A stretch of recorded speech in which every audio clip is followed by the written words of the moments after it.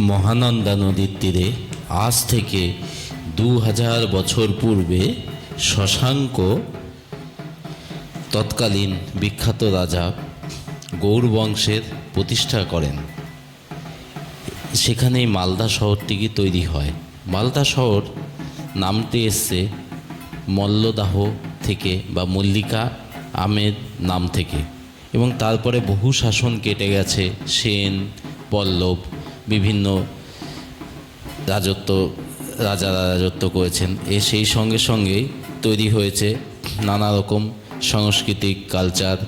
তারপরে খানিকটা সেই সংস্কৃতির ভাটা পড়ে, কিন্তু সেই প্রাচীন সংস্কৃতি যা আজও আমরা ভুলতে পারি না, সেইটি লোকাল একটি সংস্কৃতি যেটা শিবের গাজনের দিনেই অনুষ্ঠিত হয়। সেই প্রোগ্রামটি হচ্ছে গম্ভীরা। গম্ভীরা কথাটি মূলত এসছে ভগবান শিবের নাম অনুসারে। ভগবান শিবকে গম্ভীর, সেই থেকেই গম্ভীরা কথাটি এসছে। এবং এই গম্ভীরা একটি খুব জনপ্রিয় লোকসংস্কৃতি, যেটা মালদার লোকসংস্কৃতি তথা ভারতবর্ষের লোকসংস্কৃতিকে প্রভাবিত করে এবং বিশ্বকে রিপ্রেজেন্ট করে।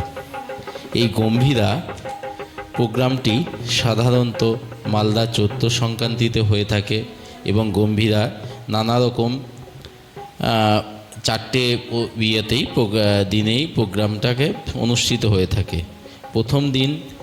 প্রথম দিন হয় তামাং বলে একটি নামে প্রোগ্রামটি হয়। সেইখানে নানা রকম পালা কীর্তন, নানা রকম অনুষ্ঠানের মাধ্যমে শুরু হয়, এবং শেষের দিন নীল পুজোর মাধ্যমে এই প্রোগ্রামটিকে শেষ করা হয়। এই প্রকারভেদ গম্ভীরা, এই যে লোকাল গান, সেটাকে আমরা দুটো ভাগে ভাগ করতে পারি। প্রথমত পালা গানের মাধ্যমেই হয়, যেটাকে আদ্য গম্ভীরা বলা হয়, এবং দ্বিতীয়টি হচ্ছে পালা গম্ভীরা, যেখানটাতে নাতি ও দাদুর সম্পর্ক নিয়ে ভগবান শিবের সঙ্গে আমাদের যে দৈনন্দিন সমস্যা সেটাকে তুলে ধরা হয়। এই গম্ভীরার নামকরণের পিছনে ভগবান শিবেরই নাম থেকেই গম্ভীর থেকেই এসছে। এটা চৈত্র সংক্রান্তির দিনেই অনুষ্ঠিত হয়।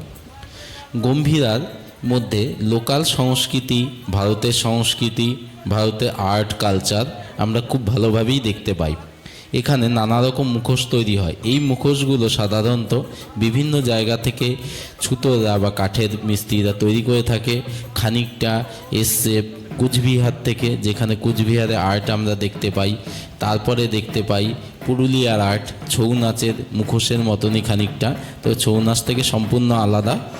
এটা নিজস্ব সংস্কৃতির লোকধারা করে, এবং ভগবানের কাছে আর্জি জানানো হয় যে লোকাল যে সমস্যা, আমাদের কি সমস্যা, সেইগুলোকে নিয়েই, যেমন ধরুন অপারেশন সিঁদুর, সেগুলো নিয়েও এই প্রোগ্রামের মধ্যে থাকে। তারপরে মোবাইলের ব্যবহারের উপযোগিতা এবং কি সমস্যা এবং বাচ্চাদের কি সমস্যা, সেগুলোই তুলে ধরা হয়। বিভিন্ন সময় বিভিন্ন মুখোশ পরে বা বিভিন্ন রকম জোকারের মতো সেজে এইখানে অনুষ্ঠানগুলো হয়। এবং বাদ্যযন্ত্র হিসাবে আজও সেই প্রাচীন ঢোল, হারমোনিয়াম, সানাই, এবং ঢোলটাও একটু অদ্ভুত টাইপের হয়ে থাকে এখানকার লোকাল। অন্য ঢোলের থেকে একটু ছোট, আওয়াজটা অনেকটা সুমধুর, এবং হারমোনিয়াম করতালের সঙ্গে সঙ্গেই অনুষ্ঠানটিতে অনুষ্ঠিত হয়। এখানে সাধারণত প্রথমে, যখন ইতিহাস থেকে জানা যায়, নিম্নবর্ণের লোকজনই প্রথমে বা রাজবংশীয় লোকজন এই অনুষ্ঠানে অংশগ্রহণ করতেন, কিন্তু আজ তার বেড়াজাল পেরিয়ে গিয়ে সমস্ত শ্রেণীর মানুষ এই অনুষ্ঠানে অংশগ্রহণ করেন। সর্বোপরি হচ্ছে, আপনি যদি এই অনুষ্ঠানটিতে দেখতে যান, তাহলে দেখবেন ওখানকার যে লোকাল লোকজন আপনাকে সাদরে গ্রহণ করবে, এবং আপনার যাতে কোনো অসুবিধা না হয় সেইভাবেই তারা ব্যবস্থা করবে। এবং সত্যিকারের এক অনন্য প্রোগ্রাম। এই অনুষ্ঠানটাকে যদি আন্তর্জাতিক স্তরে তুলে ধরা যায়, তাহলে ভারতের সংস্কৃতি অনেক উন্নত হবে, বা আমাদের যে প্রাচীন কালচার, সেগুলোকে আমরা তুলে ধরতে পারবো, এবং একটি খুব ভালো হেরিটেজ প্রোগ্রাম হিসাবে আমরা এটাকে তুলে ধরতে পারি।